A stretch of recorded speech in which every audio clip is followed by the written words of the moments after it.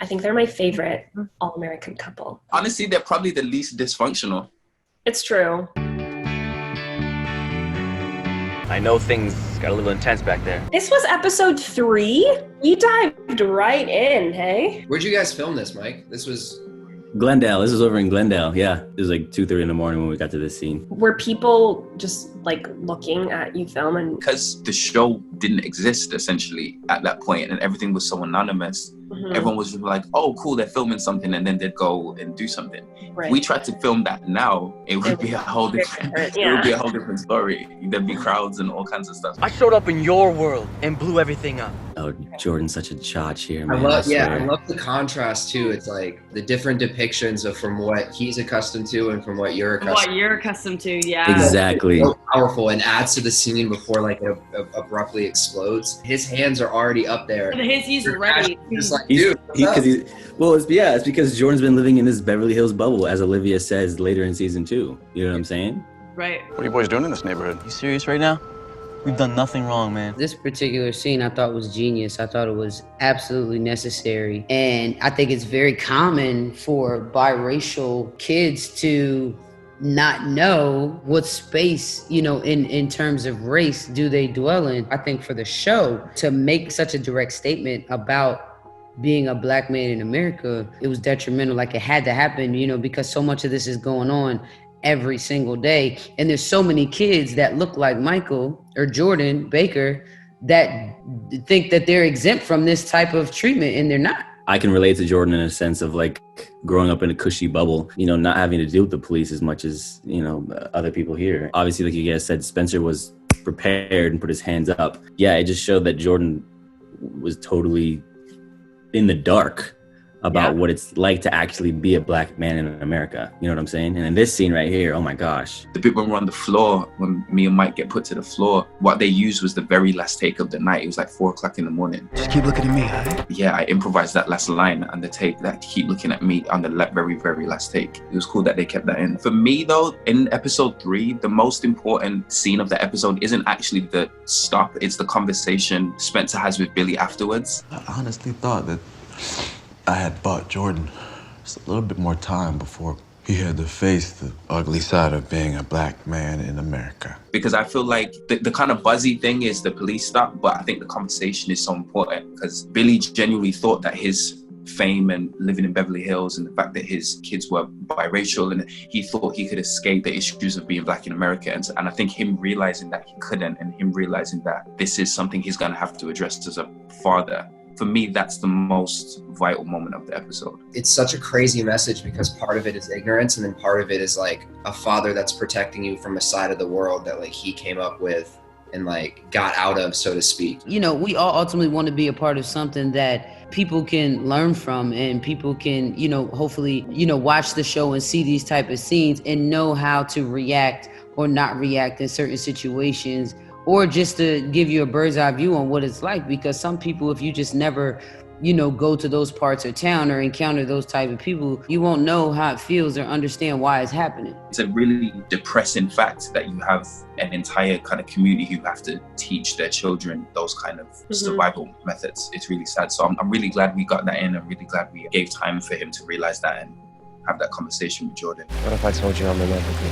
What if I kissed you right now? Funny thing about your allergies were acting up this day. And we had to obviously this was like our first kiss and like you were confessing your love and he's like, and like fixing his makeup and When I tell you the least ideal timing and situation for this scene specifically, any other scene we could have made it work. This scene, it's right here, close-ups, in your face, the most intimate. And because the director, he was getting tight shots of my lips and of our eyes, like it was right here. And I felt terrible because I'm like, oh my gosh, like we have to kiss in this scene and like I'm blowing my nose and this is all gross. And I feel bad, I'm trying to make it, I'm like, what do I need to do? What can I do? Can I blow your nose for you? Like, do you want allergy medication? Oh my gosh. No, but y'all killed it though. I mean, Cody, I'm looking at you right. I mean, you guys both killed it. If you don't want me to kiss you, you better say something. That fountain was really, really cool. Also having that water be a separate space for where that moment happened between us, where we like kiss, and it was really cool because I'm like, as we're walking up, I'm deflecting and I'm like, no, I don't want to talk about that because we already have, and let's just keep it kosher.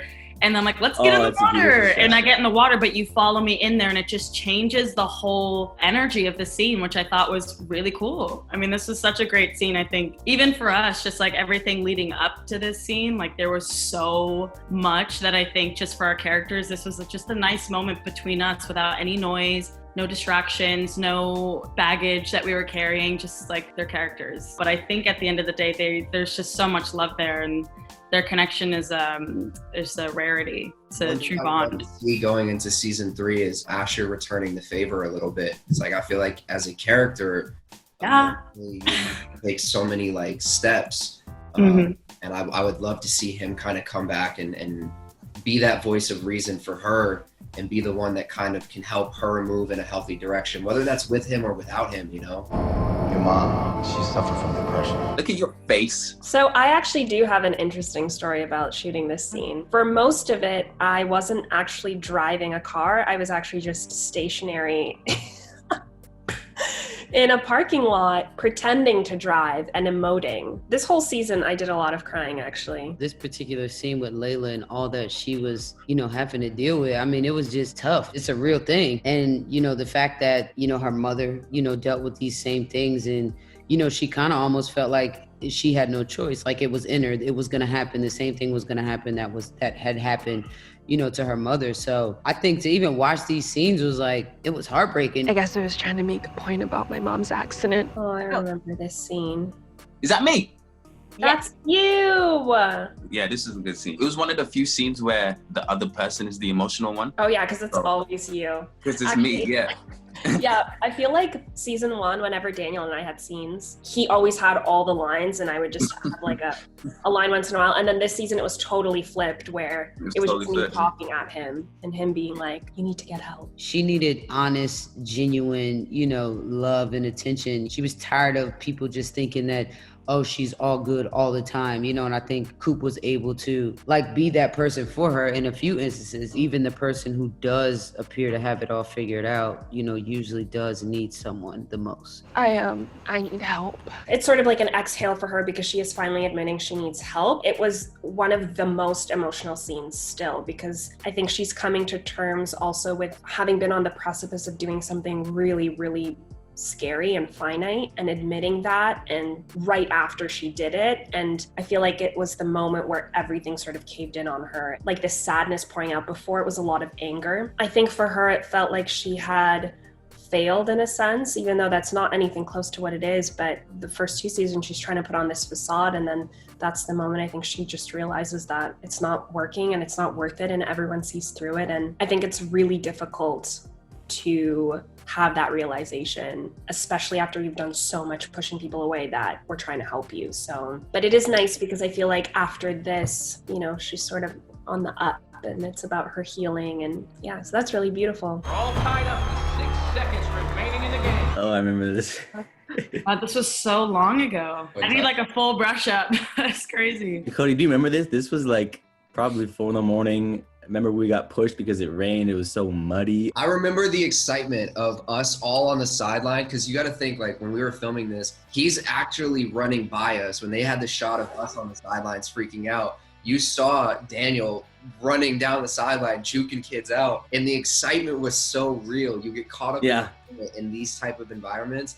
Me, Mike, Tay, like we were all jumping up into Hunter. We were all screaming, going nuts, running down the sideline like with him. It totally took me back to high school. It totally took me back to high school football, man. Yeah, Oh, Asher, yeah. Ladies and gentlemen, your new state champions, the Beverly High Eagles. When he like collapses and like it all goes silent, and it's just like that moment of digesting what's happening, and he just won state, like that's a big, powerful moment, man. You know what? I'm not gonna lie. That's all I've been doing this hiatus is training. I'm willing to give the rest of them a run for their money. Let me not boost myself up too much, because I still got a long way to go. He's better than me at football. So that's, I think we can confidently agree on that. Yeah, that I can say with 100% confidence. For sure. And that's only because I haven't been training in the off season. I'm sure. Yeah. I'm sure. I'll give you some tips. Perfect. We commemorate this day with your 1-year sobriety medallion. Oh my God, this is hard. Your whole storyline too, and it's like, I may have said this to you before, I may not have, but like the way you've handled this depiction of a storyline and the way you've processed it, not only like on the surface level, but the multiple layers of how deep and how much it can actually hurt somebody. You've really killed it, man. Thank you. I appreciate that. I agree. I definitely didn't want to glamorize it in any way. You know, think of TV, you think of the young viewers that are watching, and you know, there was a lot of conversation about how much are we going to show and what is that specifically going to look like. And I was like, I don't want to cookie cut it. I wanted it to be very raw, because people do this really happens. And it's very scary. And so I felt a responsibility to just serve those people justice by showing what really happens. On the other end of it, like right now, you see my family showing up, which she didn't think that they were going to come. I thought you guys had plans. Someone more important came up. So beautiful, such a beautiful moment. Such a heartwarming family moment in this scene. Yeah, I literally was physically just crying because it was just so much. Like, you just, from where I was standing, they were so far away. And then when I looked up, and Tay just has this also this energy to him that just makes you smile. So when I saw that big grin on his face, it just made me tear up. And I was like, I love you guys.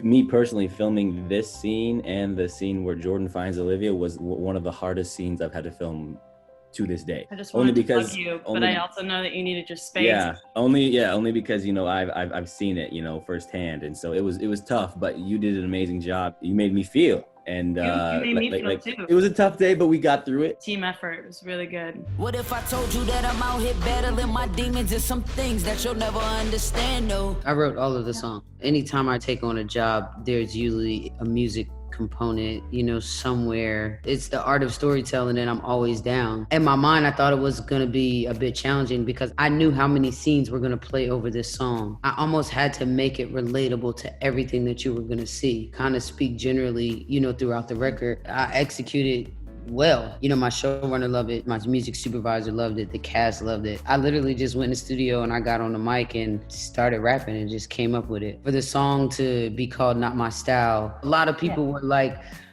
you know, on the fence with something else. So this was like, how do we get everybody back to their like true self? I remember watching this. This was really emotional and beautiful. Yeah, this actually was one of the biggest moments for the show, for sure. I can't promise you this is gonna be easy, but I promise you I will try harder. While we filmed all of that, I think it was just emotional for everybody on set, because like, this is your child. How could you treat your child like this? You know, regardless of what it is. But when the song came about, it was kind of like, okay, does she get it? Does she not get it? Or is she hearing me? Is she not? You know, and in that moment, you could see I was just kind of like,